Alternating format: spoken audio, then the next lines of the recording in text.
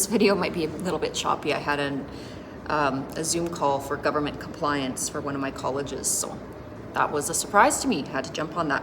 Anyways, so back to what I was saying is that it takes courage to love individuals in this sort of full spectrum way.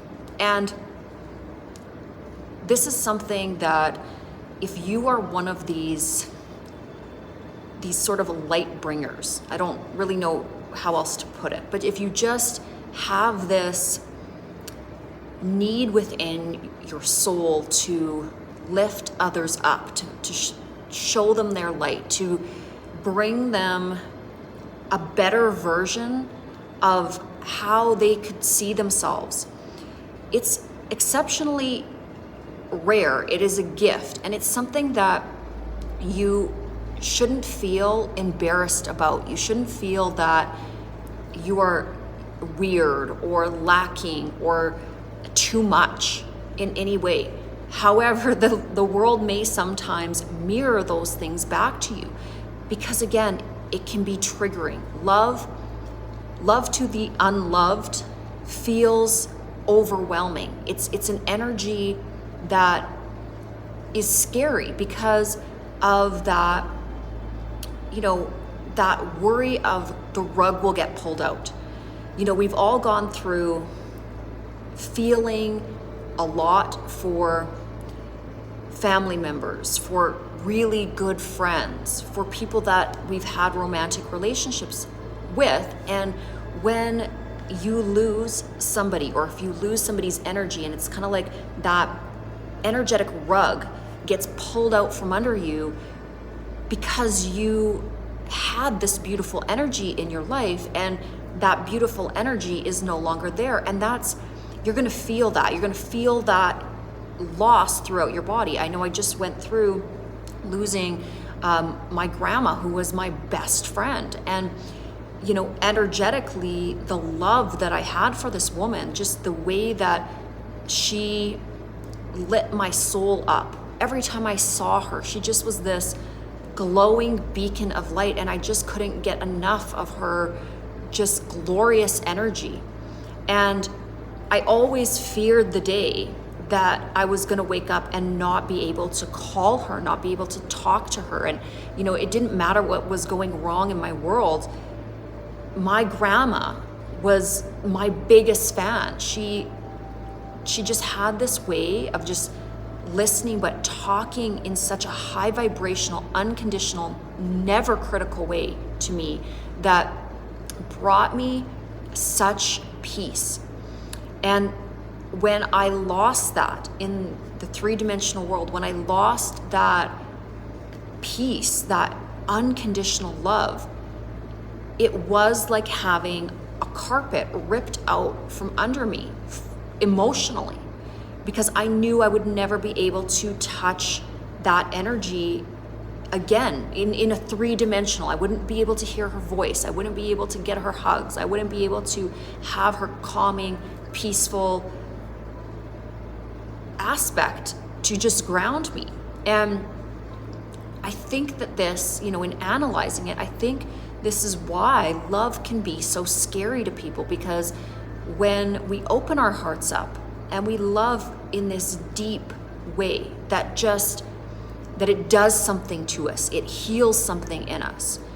We've all experienced that rug getting pulled out from under us and then being left kind of on our own to try to figure out where we are going to remagnetize our energy, or how we're going to fill our cup again, because that individual did so much for us energetically. And so this is part of self-work and generating that love from within. But as difficult as it was for me to lose my grandma,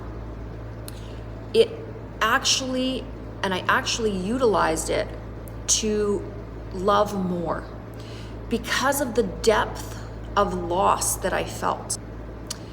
This incredible contrast of how I so powerfully felt the absence of her love.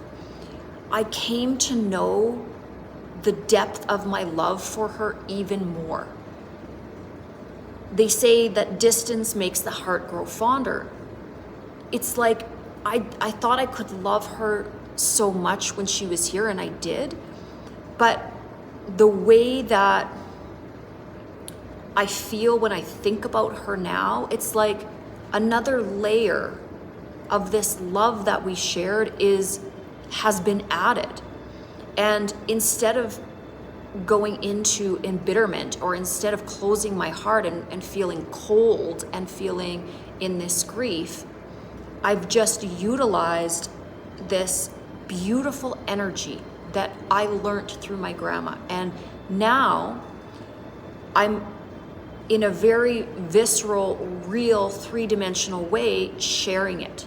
I am taking everything that she gave to me and I am projecting it back out instead of sitting in fear and lack and all of these different things. And it was the weirdest thing, actually.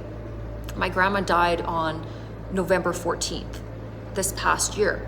And a week later, my dog, who, was with me for 14 years, was just like the love of my life as well, a week later died.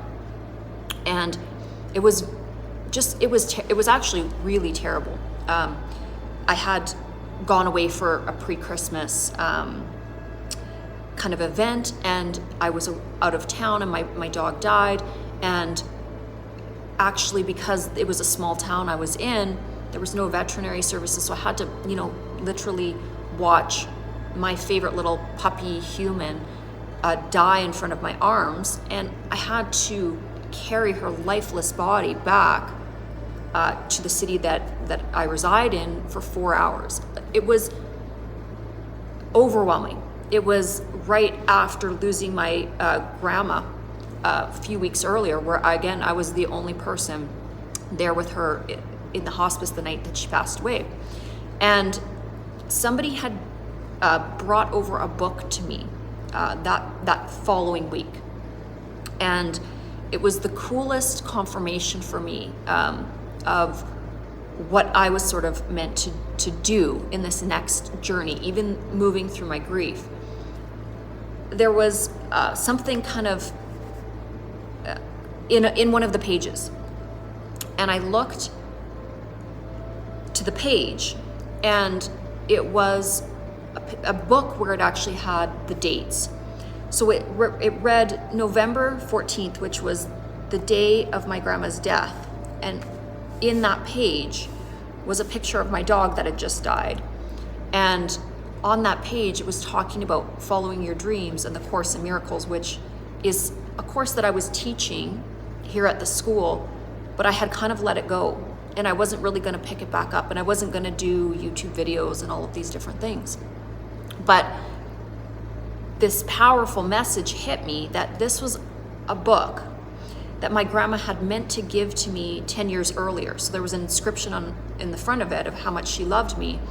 And just now, when they were clearing out her things, this book kind of appeared, and it had a message for me. But like, how crazy is it that 10 years earlier, she had put a picture of my dog that had just passed away on the date of her death, talking about A Course in Miracles and your mission in life and teaching. And anyways, it blew my mind away. And I kind of diverted a little bit in this particular video in terms of what I wanted to talk about.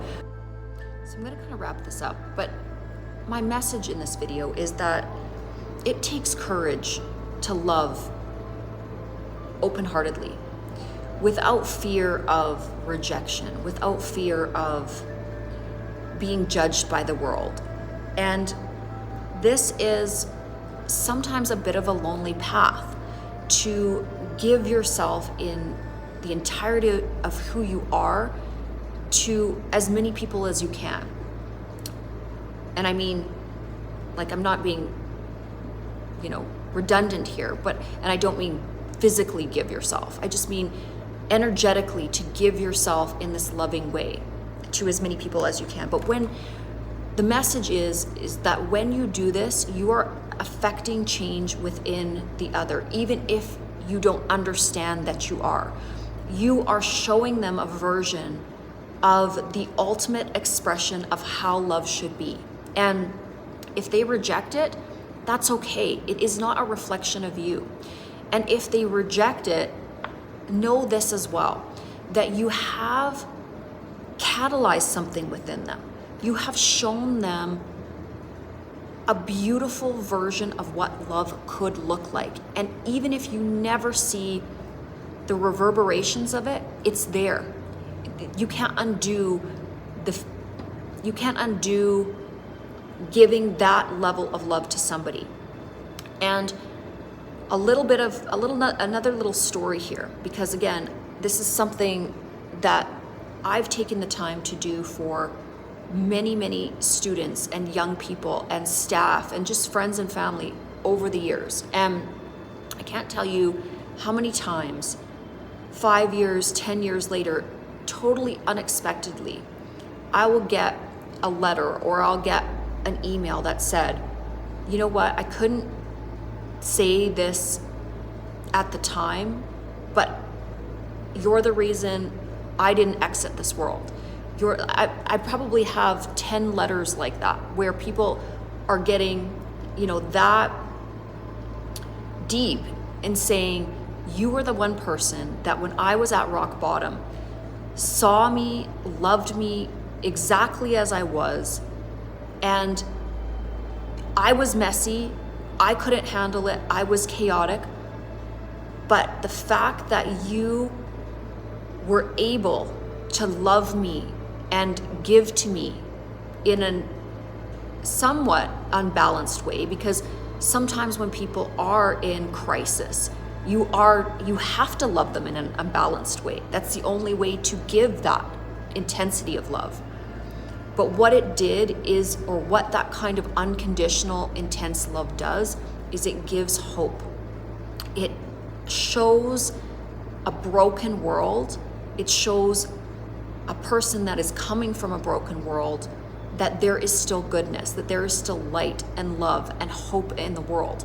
And so the message is, never stop shining in that way. Never stop showing up, because that is a beautiful, rare gift that you have.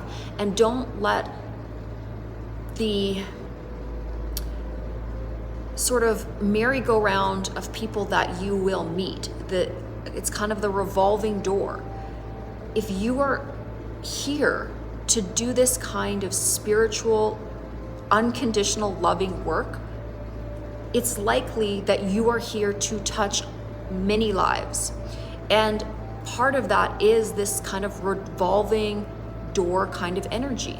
You will be there at some of the lowest points in people's lives, and you get them to a certain place where then they are capable of spreading their wings and flying. And that's what unconditional love is about. You love them until essentially they don't need you anymore, or they don't require it. And that's the most beautiful gift, because when love is unconditional, it has no requirements. It just is an outflowing, never-ending extension of that energy. And that's what, again, my grandma, that's all she did her entire life. All she did was love on people. And I saw that, I witnessed it. It was the most beautiful energy. And I hope to embody a fraction of what she was. And part of that is making these videos, is teaching, is showing that there is a better way of existing, a more open-hearted way of existing. So, busy day here. I actually have to jump into another large class, so I'm going to shut this off. But hopefully you got something from this. And just remember to keep shining, keep loving, and don't walk in the fear that others are going to feel that it's too much for them.